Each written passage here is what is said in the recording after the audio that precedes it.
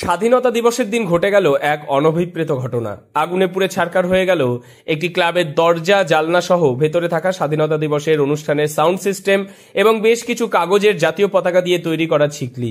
স্তব্ধ হয়ে যায় আজ স্বাধীনতা পালনের সমস্ত কর্মসূচি। মুখ ভার এলাকাবাসীর। সদস্যদের অভিযোগ, কেউ বা কারা রীতিমতো পেট্রোল ঢেলে পুড়িয়ে দিয়েছে গোটা ক্লাব ঘর। নদিয়ার শান্তিপুরের চাপাতলা এলাকার 1990 সালে স্থাপন করা এই ক্লাব, যার নাম সোনালী সংঘ। সদস্যরা অভিযোগ করেন, গতকাল অর্থাৎ স্বাধীনতা দিবসের আগের দিন কেউ বা কারা ক্লাব চত্বরে মধ্যরাতে এসে কাঠের দরজার নিচের সামান্য ফাঁকা দিয়ে তেল ঢেলে আগুন ধরিয়ে দিয়েছে।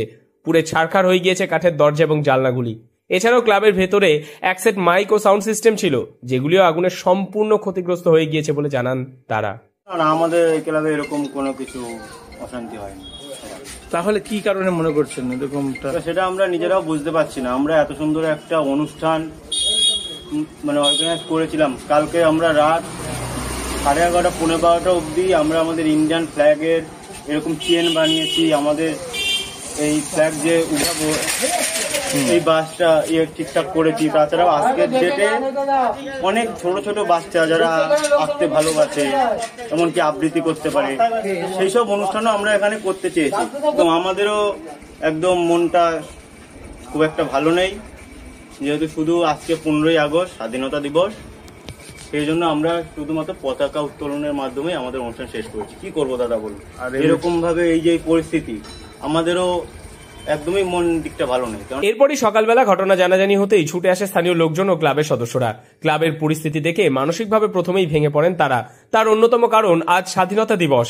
প্রত্যেক বছরই সমস্ত ক্লাবের পাশাপাশি তাদের ক্লাবেও পতাকা উত্তোলনের পাশাপাশি শিশুদের বসে আঁকো প্রতিযোগিতা, শিক্ষা সামগ্রী প্রদান সহ একাধিক অনুষ্ঠানের আয়োজন করা হয়ে থাকে এই দিনে।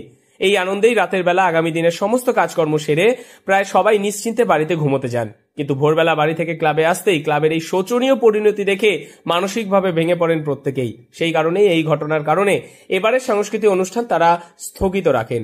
তবে আগুন লেগে অন্যান্য সামগ্রী পুড়ে গেলেও যেই জাতীয় পতাকাটি উত্তোলন করার কথা ছিল, সেটি আগুনের হাত থেকে বেঁচে গিয়েছে কোনো কারণে।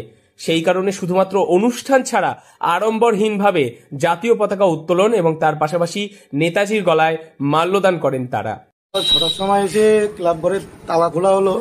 তালা খোলার পরে দেখি যে সব আগুনে পুরো অবস্থায় রয়েছে, ছাই হয়ে রয়েছে।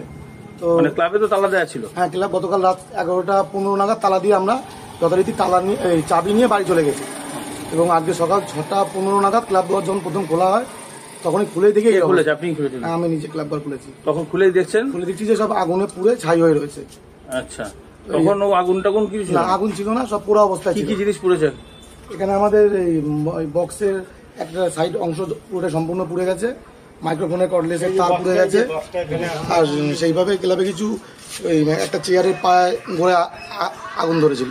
আচ্ছা, আর এমনি পতাকা টতাকা ছিল?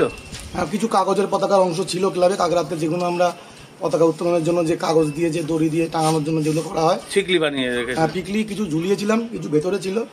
আর যেগুলো ছিল যেগুলো সম্পূর্ণরূপে পুড়ে গেছে, পুরো একদম ছাই হয়ে গেছে। এরপর এই ঘটনাস্থলের খবর পেয়ে চলে আসে শান্তিপুর থানার পুলিশ এসে প্রাথমিক তদন্ত করে যায়। পুলিশ চলে যাওয়ার পরেই ক্লাবের সদস্যরা ক্লাব চত্বরে আশেপাশের থেকেই একটি ঢাকনা খোলা বোতল দেখতে পান। সেটি শুকে দেখেন তার মধ্যে পেট্রোলের গন্ধ।